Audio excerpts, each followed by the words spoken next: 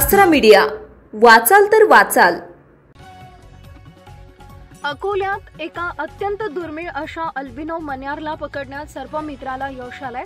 जगात क्वचितच आढळणारा हा पांढरा शुभ्र मण्यार पाहून अनेकांनी आश्चर्य व्यक्त केले। सर्पमित्र सूरज इंगळे, अभय निंबाळकर यांनी या दुर्मिळ सापाला अत्यंत सुरक्षितपणे पकडून नैसर्गिक अधिवासात सोडले। 9 जुलै 2025 रोजी रात्री 12 वाजेच्या सुमारास श्री करण कराळे, श्रद्धानगर, जाजूनगर चौक, डाबकी रोड, रेल्वे गेट यांच्या घरी हा दुर्मिळ मण्यार आढळून आला। अल्बिनो म्हणजे प्राण्यांमध्ये, पक्ष्यांमध्ये किंवा अगदी माणसांमध्येही आढळणारी एक नैसर्गिक स्थिती आहे। या अवस्थेत शरीरात मेलेनिन नावाच्या रंगद्रव्याची कमतरता असते किंवा ते अजिबात तयार होत नाही। मेलेनिनमुळे त्वचा, केस आणि डोळ्यांना रंग येतो। मेलेनिनच्या कमतरतेमुळे अल्बिनो असलेले प्राणी पूर्णपणे पांढरे किंवा फिकट रंगाचे दिसतात आणि त्यांच्या डोळ्याचा रंग गुलाबी किंवा लालसर असतो। अल्बिनो असलेले प्राणी निसर्गात खूपच कमी आढळतात, कारण त्यांचा पांढरा रंग त्यांना शिकार करण्यासाठी किंवा शिकारीपासून वाचवण्यासाठी अडचणी निर्माण करू शकतो।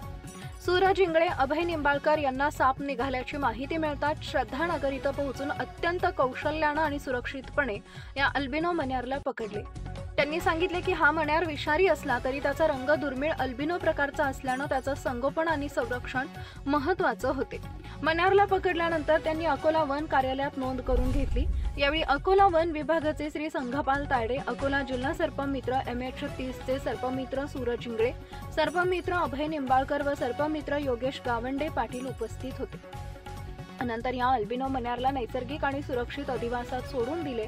या दुर्मिळ घटनेमुळे अकोल्याच्या जैववैविध्यतेविषयी नवीन चर्चा निर्माण झाली असून निसर्गप्रेमींमध्ये उत्सुकता वाढली आहे। सर्पमित्र सूरज इंगळे यांनी सांगितले की अल्बिनो साप पकडणं हा एक दुर्मिळ अनुभव आहे।